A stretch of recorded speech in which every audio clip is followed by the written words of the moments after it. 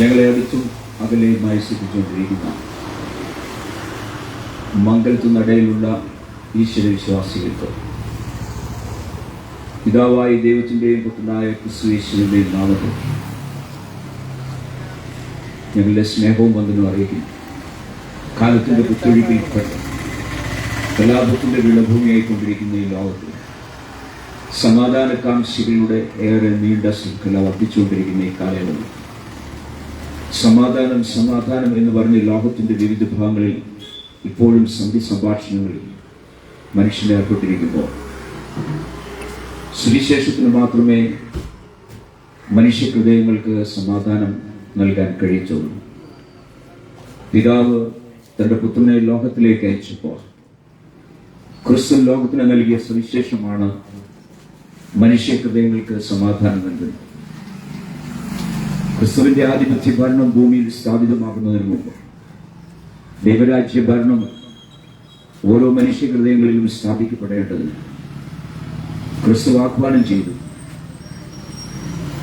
കർത്താവായ യേശു ക്രിസ്തുവിൽ വിശ്വസിച്ച് രക്ഷ പ്രാപിപ്പാൻ ദൈവം ലോകത്തിന് നൽകിയ ആ സന്ദേശം ഈ മംഗലത്തു നടയിലും സംസാരിക്കേണ്ടതിന് കാലാകാലങ്ങൾക്ക് മുമ്പേ ദൈവം തെരഞ്ഞെടുത്ത ദൈവത്തിന്റെ ദാസന്മാർ ദൈവവചനം സംസാരിച്ചു വരുന്നു. പൂക്കാട്ടുപടിയിൽ നിന്ന് കടന്നു വന്നിരിക്കുന്ന കർത്താവിന്റെ വിലയേറിയ ദാസൻ പാസ്റ്റർ ഷാജി ജോസഫ് അവറുകൾ നിങ്ങളോട് ദൈവവചനത്തിൽ നിന്ന് സംസാരിക്കുന്നതായിരിക്കും. അതിനു മുമ്പ് ഞങ്ങളുടെ ടീം ഗായകൻ മുന്നോട്ട് കടന്നു വന്ന് ഒരു പാട്ടുപാടി നിങ്ങളെ സഹായിക്കുന്നതായിരിക്കും.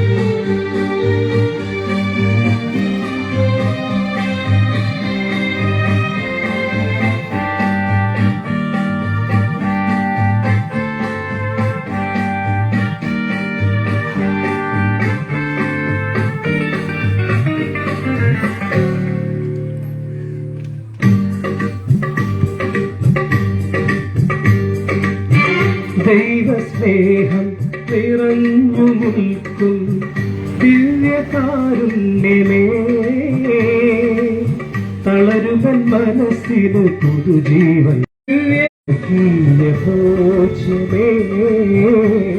തളരുവൻ മനസ്സിന് പുതുജീവൻ നൽകും സ്വർഗീയ ഭോജനേ, മാലാഖമാരുടെ ഭോജനമേ, സ്വർഗീയ ഭോജനമേ.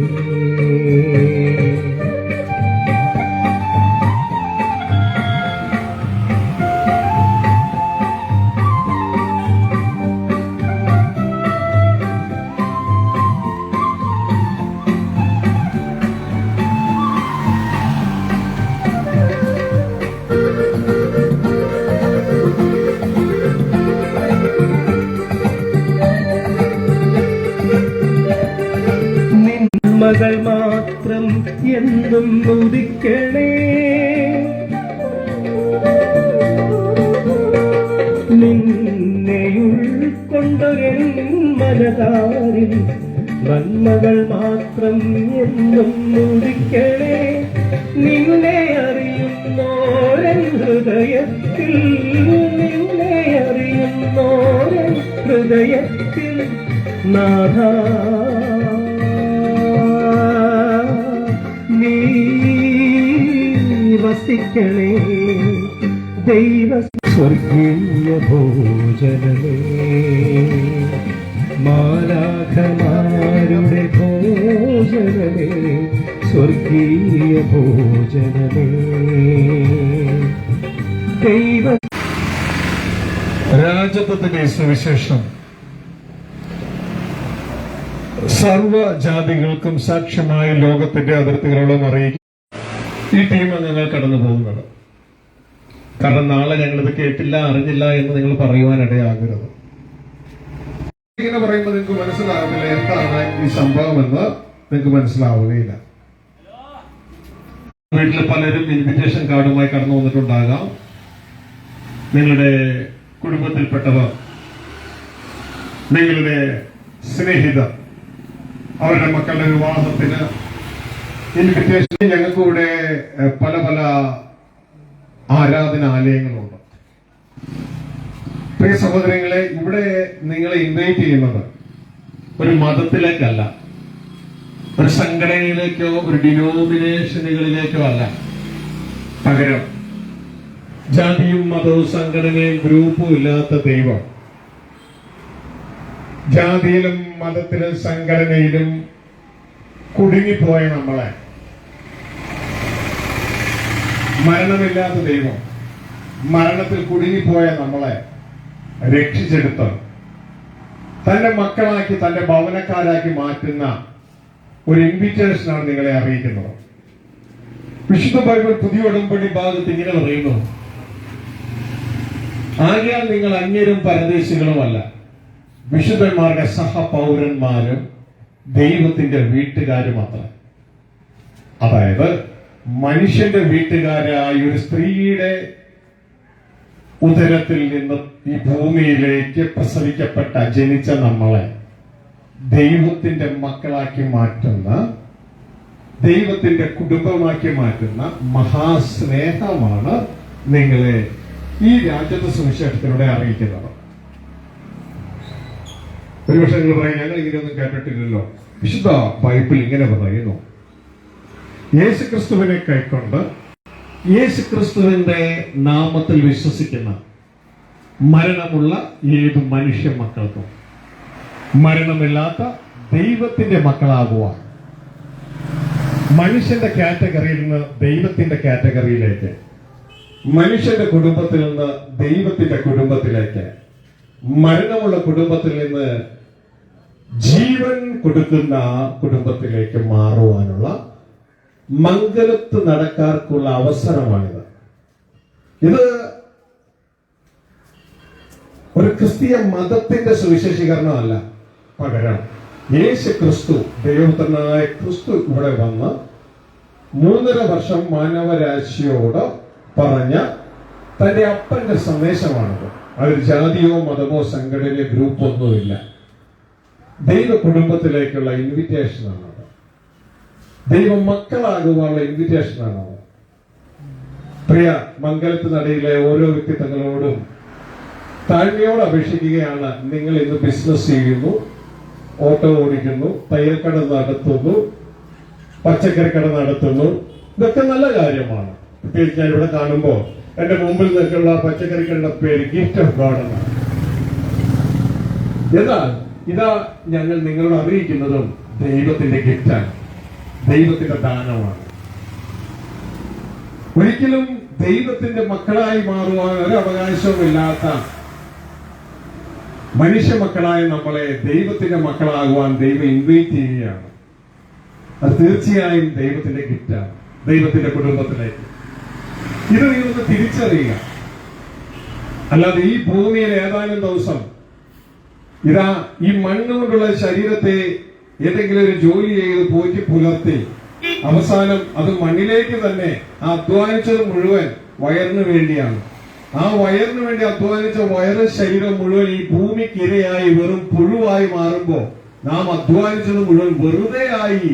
ഈ സമയം കളഞ്ഞതും രാവിലെ എഴുന്നേറ്റ് പെട്ടെന്ന് എന്തെങ്കിലും കഴിച്ച് പല്ല് തേച്ച് ഓടി വന്ന് കട തുറന്ന് വൈകിട്ട് വരെയും കടയിൽ ഇരുന്ന് അവസാനം വീട്ടിൽ പോയി പിറ്റേ ദിവസം ഇത് തന്നെ, പിറ്റേ ദിവസം ഇത് തന്നെ, പിറ്റേ ദിവസം ഇത് തന്നെ.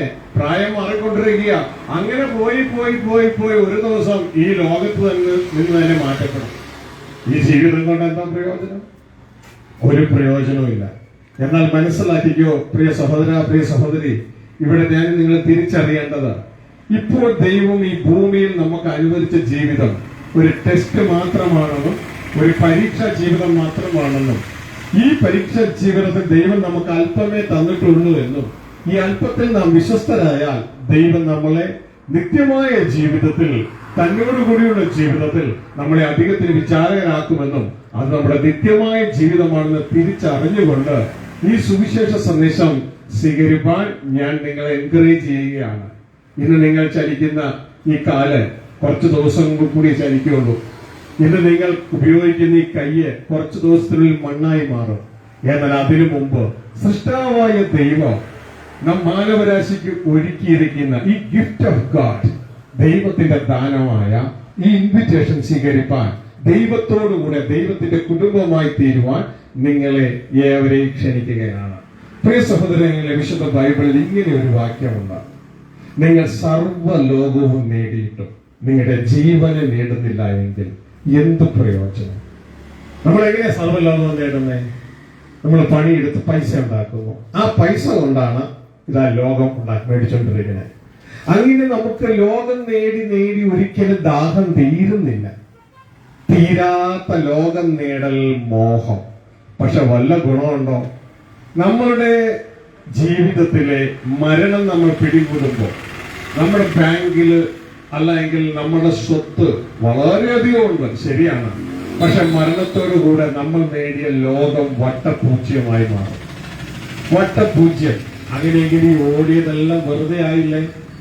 ഇവിടെയാണ് ദൈവത്തിന്റെ വചനത്തിൽ ക്രിസ്തു നമ്മളോട് പറയുന്നത്, ലോകം നേടാനല്ല, ജീവൻ നേടാൻ ഓടുക. നിന്റെ ജീവൻ നഷ്ടപ്പെടുകയാണ്. പെട്ടെന്ന് ഇത് മനസ്സിലാക്കണമെങ്കിൽ ഒരമ്മച്ചി ഒരു ചെറു കുറ്റി LPG ഗ്യാസുമായി അടുക്കളയിൽ കയറി കുക്ക് ചെയ്യുന്നത് പോലെയാണ് നമ്മൾ ഓരോരുത്തരും. ഓരോ പ്രാവശ്യവും കഞ്ഞി വെക്കുമ്പോഴും കറി വെക്കുമ്പോഴും അമ്മച്ചിക്ക് അറിയാം ഗ്യാസ് തീർന്നുകൊണ്ടിരിക്കുക. ഇതേപോലെ ഓരോ ദിവസവും നമ്മൾ ഈ ഭൂമിയിൽ ജീവിക്കുമ്പോൾ ദൈവം നമുക്ക് അനുവദിച്ച ഓക്സിജൻ തീർന്നുകൊണ്ടിരിക്കുക. ഏത് നിമിഷവും ആ ഗ്യാസ് കുറ്റി കാലിയാകുന്നത് പോലെ നമുക്ക് അനുവദിച്ച ഓക്സിജൻ കാലിയാകും. പെട്ടെന്ന് നമ്മൾ ഈ ഭൂമിയിൽ ഇതാ പലരും പറയും പെട്ടെന്നായിരുന്നു, ഇന്നലെയും കൂടി റേഷൻ കടയിൽ വെച്ച് കണ്ടതാ, പക്ഷെ ഇന്ന് അവതാച്ചനെ കാണാനില്ല, അദ്ദേഹം മരിച്ചു. അയ്യോ, ആ സഹോദരി ഇന്നലെ ഞാൻ വെള്ളിയിൽ വെച്ച് കണ്ടതായിരുന്നു. കാരണം ഓക്സിജൻ തീർന്നു. ഇത്രയും സമയമേ ദൈവം അനുവദിക്കുന്നുള്ളൂ.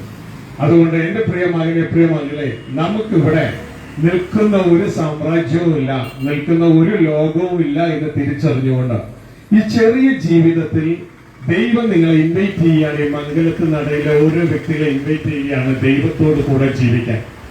ഒരുപക്ഷെ നിങ്ങൾ പറയും എനിക്ക് താല്പര്യമുണ്ട് ദൈവത്തോട് കൂടെ ജീവിക്കാൻ. ജാതിയില്ലാത്ത, മതമില്ലാത്ത, സംഘടനയില്ലാത്ത, ഗ്രൂപ്പില്ലാത്ത, മരണമില്ലാത്ത ആ ദൈവത്തോട് കൂടെ ജീവിക്കാൻ എനിക്ക് താല്പര്യമുണ്ട്. ആ ദൈവമാണ് എന്റെ ഉടമസ്ഥനെന്ന് ഞാനിപ്പോ തിരിച്ചറിയുന്നു. ഞാൻ എന്താ ചെയ്യണ്ടേ? പ്രിയ മക്കളെ, നമുക്ക് ആഗ്രഹിക്കാം, പക്ഷെ കഴിയില്ല. ആ ദൈവത്തോട് കൂടി ജീവിക്കാൻ നമുക്ക് കഴിയാത്തതിന്റെ കാരണം നമുക്ക് പണമില്ലാത്തത് കൊണ്ടോ കളറില്ലാത്തത് കൊണ്ടോ പൊക്കമില്ലാത്തത് കൊണ്ടോ ഒന്നുമല്ല. നമ്മുടെ മതമോ സംഘടനയോ അല്ല പ്രശ്നം. നമ്മുടെ ജീവിതത്തിലെ പാപമാണ് ദൈവത്തോടു കൂടെ ജീവിക്കാൻ തടസ്സമായിട്ടുള്ളത്. ദൈവത്തെക്കുറിച്ച് വിശുദ്ധ ബൈബിൾ ഇങ്ങനെയാണ് രേഖപ്പെടുത്തിയിരിക്കുന്നത്: താൻ മാത്രം അമർത്യതയുള്ളതും മനുഷ്യരാരെയും കാണാത്തവനും കാണാൻ കഴിയാത്തവനും അടുത്തുകൂടാൻ കഴിയാത്ത പ്രകാശത്തിൽ വസിക്കുന്നവനുമായ ദൈവം തക്ക സമയത്ത് പ്രത്യക്ഷത വരുത്തും. ഹൃദയശുദ്ധിയുള്ളവർ ഭാഗ്യവാന്മാർ, അവർ ദൈവത്തെ കാണും, അവർ ദൈവത്തോടുകൂടെ വസിക്കും. അപ്പൊ നമ്മുടെ വിഷയം, നമുക്ക് ഹൃദയശുദ്ധിയില്ല, നമ്മൾ പാപികളാണ്. എന്നാൽ ഈ പാപത്തിന് പരിഹാരം ചെയ്തു കഴിഞ്ഞാൽ ദൈവത്തോടുകൂടി വസിക്കാനുള്ള യോഗ്യതയിലേക്ക് നാം കടന്നു വരികയാണ്. അപ്പോ നാം എന്ത് ചെയ്യും? നാം ഒന്നും ചെയ്തത് ഒരു കാര്യവുമില്ല. ദൈവം നമുക്ക് വേണ്ടി എല്ലാം ചെയ്തു കഴിഞ്ഞു. അത് അംഗീകരിക്കുകയും അതിനെ വിശ്വസിക്കുകയും ചെയ്താൽ മാത്രം മതി. അതെന്താണ് നിങ്ങൾ ചോദിച്ചാൽ ദൈവത്തിന്റെ വചനം പറയുന്നു, ആകാശത്തിന് കീഴെ മനുഷ്യരുടെ ഇടയിൽ മനുഷ്യരെ പാപത്തിൽ നിന്നും പാപം നിമിത്തമുള്ള മരണത്തിൽ നിന്ന് രക്ഷിപ്പാൻ ഒരേ ഒരു നാമമേ സ്വർഗീയ പിതാവ് മാനവരാശിക്ക് തന്നിട്ടുള്ളൂ. അത് തന്റെ പുത്രനായ ക്രിസ്തുവിന്റെ നാമമാണ്. ആ ക്രിസ്തു വചനം എന്നു പേരുള്ള ക്രിസ്തു മാംസമായി യേശുവായി ഭൂമിയിൽ കടന്നു വരികയും 33.5 വർഷക്കാലം ഭൂമിയിൽ ജീവിച്ച 3.5 വർഷക്കാലം സ്വർഗീയ പിതാവ് തന്നെ ഏൽപ്പിച്ച ഞാൻ ഇപ്പോൾ പറഞ്ഞ സന്ദേശം ദൈവത്തോടു കൂടി ജീവിക്കാൻ ഇൻവിറ്റേഷൻ മാനവരാശി അറിയിക്കുകയും തുടർന്ന് ഈ മനുഷ്യരെ ആ ഇൻവിറ്റേഷനിലേക്ക് സ്വർഗീയ കുടുംബത്തിലേക്ക് കൊണ്ടുവരാൻ തക്കവണ്ണം ഇവരുടെ പാപങ്ങളിൽ നിന്ന് ഇവരെ രക്ഷിക്കുവാൻ കാൽവരി ക്രൂശിൽ മനുഷ്യന്റെ പാപങ്ങൾക്ക് വേണ്ടി യാഗമാകുകയും ചെയ്തു. യേശു ക്രിസ്തു കാൽവരി ക്രൂശിൽ മരിച്ചത് എന്റെ പാപത്തിന് വേണ്ടിയാണെന്ന് വിശ്വസിച്ചുകൊണ്ട്, യേശു ക്രിസ്തു ദൈവപുത്രനാണെന്നും എന്റെ പാപങ്ങൾക്ക് വേണ്ടി കാൽവരിയിൽ മരിച്ചെന്നും വിശ്വസിച്ചുകൊണ്ട് ആ യേശുവിനെ നിങ്ങളുടെ കർത്താവ് രക്ഷിതാവുമായി ഏറ്റുപറഞ്ഞ് തുടർന്നുള്ള നാളുകളിൽ ആ യേശുവിനെ അനുസരിച്ച് അനുഗമിപ്പാൻ പ്രിയമകനെ പ്രിയമകളെ നീ തീരുമാനമെടുക്കുന്നുവെങ്കിൽ ഈ മഹാ ഇൻവിറ്റേഷനിലേക്ക് കടന്നു വരുവാൻ തക്കവണ്ണം സ്വർഗത്തിലെ ദൈവം കുഞ്ഞെ നിന്നെയും എന്നെയും സഹായിക്കും. ഈ സന്ദേശം നിങ്ങളെ അറിയിച്ചിരിക്കുന്നു. അപ്പോൾ ഞങ്ങൾ എന്ത് ചെയ്യണം എന്നുള്ള ചോദ്യത്തിന്റെ ഉത്തരം യേശുക്രിസ്തുവിന്റെ നാമം വിളിച്ചപേക്ഷിക്കുന്ന ഏവരും രക്ഷിക്കപ്പെടും. പാപത്തിൽ നിന്ന് പാപം നിമിത്തമുള്ള മരണത്തിൽ രക്ഷിക്കപ്പെടും. തുടർന്ന് യേശുവെ അനുഗമിച്ച് അനുസരിച്ച് ദൈവ കുടുംബത്തിലേക്ക് യാത്രയാവുക. നാൾ തോറും യേശുവിനെ ധരിച്ചുകൊണ്ട് നമുക്ക് ഒരുമിച്ച് ആ ദിവ്യമായ സ്വഭാവത്തിലേക്ക് കടന്നു വരുവാനും ദൈവ കുടുംബത്തിലെ അംഗങ്ങളായി തീരുവാനും കഴിയുമെന്ന് ഈ മംഗലത്തിനിടയിലെ ജനത്തെ മാത്രമല്ല ഈ ശബ്ദ കാഴ്ചപ്പെടുന്നതിൽ ഓൺലൈനായി എന്നെ ശ്രമിക്കുന്ന ഏവരെയും ഈ സന്തോഷ വാർത്ത അറിയിക്കുകയാണ്. ദൈവത്തിന്റെ വചനത്തിൽ നിങ്ങളോട് പറഞ്ഞത് കേട്ടല്ലോ. ഇത് നാം അന്യരും പരദേശികളുമല്ല, വിശുദ്ധന്മാരുടെ സഹപൗരന്മാരും ദൈവത്തിന്റെ വീട്ടുകാരും അത്രേ എന്നുള്ള ദൈവത്തിന്റെ വചനം ശ്രമിച്ച് വിശ്വസിച്ച് മനുഷ്യന്റെ മരണമുള്ള വീട്ടിൽ നിന്ന് മരണമില്ലാത്ത ദൈവത്തിന്റെ വീട്ടിലേക്ക് മാറുവാനുള്ള ഇൻവിറ്റേഷൻ ആണെന്ന് ഇതാ മനുഷ്യന്റെ ഭവനത്തിൽ നിന്ന് ദൈവത്തിന്റെ ഭവനക്കാരാകുവാൻ, മനുഷ്യന്റെ കാറ്റഗറിയിൽ നിന്ന് ദൈവത്തിന്റെ കാറ്റഗറിയിലേക്ക് വരുവാൻ തക്കവണ്ണം സ്വർഗത്തിലെ ദൈവം തന്റെ പുത്രനായ ക്രിസ്തുവിനോട് നമ്മളെ വിളിക്കുന്നു എന്ന് തിരിച്ചറിഞ്ഞുകൊണ്ട് കാൺമീൻ എത്ര വലിയ സ്നേഹം പിതാവ് നമുക്ക് നൽകിയിരിക്കുന്നു. നാം മനുഷ്യ മക്കളെന്ന് വിളിക്കപ്പെടാനല്ല, ദൈവമക്കൾ എന്ന് വിളിക്കപ്പെടാൻ എന്ന് വിശുദ്ധ ബൈബിൾ പറയുമ്പോൾ അത് വിശ്വസിച്ച് സ്വീകരിച്ച് യേശുവെ അനുഗമിച്ച് അനുസരിച്ച് ആ ദിവ്യമായ ഭവനത്തിൽ ക്രിസ്തയേശുവിൽ സ്വർഗീയ പിതാവിന്റെ മക്കളായി ക്രിസ്തുവോട് കൂട്ടവകാശികളായി തീരുവാൻ നിങ്ങളെ ഏവരെയും ക്ഷണിക്കുകയാണ്. അതിനായി ദൈവം നിങ്ങളെ അനുഗ്രഹിക്കട്ടെ. ഒരു പ്രാവശ്യം കൂടി പറയാം. അതിന് ഞങ്ങൾ എന്ത് ചെയ്യണമെന്ന് നിങ്ങൾ ചോദിക്കുന്നുവെങ്കിൽ യേശു ക്രിസ്തുവിന്റെ നാമം വിളിച്ചപേക്ഷിച്ചുകൊണ്ട് യേശുവെ അനുഗമിച്ച് അനുസരിപ്പാൻ പ്രിയ സഹോദരങ്ങളെ നിങ്ങളെ ഏവരെയും ഓർപ്പിക്കുകയാണ്. ദൈവം നിങ്ങളെ സഹായിക്കട്ടെ, കൂട്ടായിരിക്കട്ടെ. ഇപ്പോൾ ഞങ്ങളുടെ സഹോദരങ്ങൾ നിങ്ങളുടെ അടുക്കൽ 2 നോട്ടീസ് കൊണ്ട് തന്നിട്ടുണ്ട്. ഇതിനെക്കുറിച്ച് കൂടുതലായി അറിയാൻ നിങ്ങൾ ആഗ്രഹിക്കുന്നുവെങ്കിൽ നോട്ടീസിന്റെ താഴെ ഞങ്ങളുടെ ടെലിഫോൺ നമ്പർ ഉണ്ട്. അത് നിങ്ങൾക്ക് ഞങ്ങളെ കോൺടാക്ട് ചെയ്യാം. അപ്പോൾ തന്നെ അതിൽ ഒരു നോട്ടീസ് ഒരു ട്രാക്റ്റാണ്. നമ്മളെ കുറിച്ചുള്ള ദൈവത്തിന്റെ പദ്ധതി എന്താണെന്നാണ് ആ ട്രാക്ട് രേഖപ്പെടുത്തിയിരിക്കുന്നത്. ഇത് 2ാമത്തെ നോട്ടീസ്. ഇവിടെ അടുക്കൽ പൂക്കാട്ടുപടിക്കൽ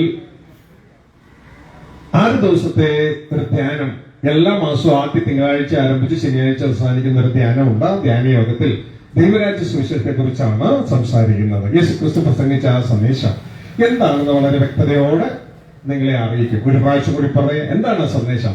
ദൈവവും മനുഷ്യരും കൂടെ ഒരുമിച്ച് താമസിക്കുന്നു. വിശുദ്ധ ബൈബിൾ അവസാനിക്കുന്നത് എങ്ങനെയാണ്? ഇതാ ദൈവത്തിന്റെ കൂടാരം മനുഷ്യരോടുകൂടെ, ദൈവം മനുഷ്യരോട് കൂടെ വസിക്കാം. അപ്പോൾ തന്നെ അതിന്റെ ഒരു സന്ദേശം, ആ മനുഷ്യരോട് കൂടെ ദൈവം വസിക്കുമ്പോൾ ഈ മനുഷ്യത്തിൽ ഞങ്ങൾക്ക് കഴിയുകയുള്ളൂ. അത് കഴിഞ്ഞാൽ ഞങ്ങളുടെ പിതാക്കന്മാർ ഇവിടുന്ന് മാറ്റപ്പെട്ടതുപോലെ ഞങ്ങൾ മാറ്റപ്പെടും.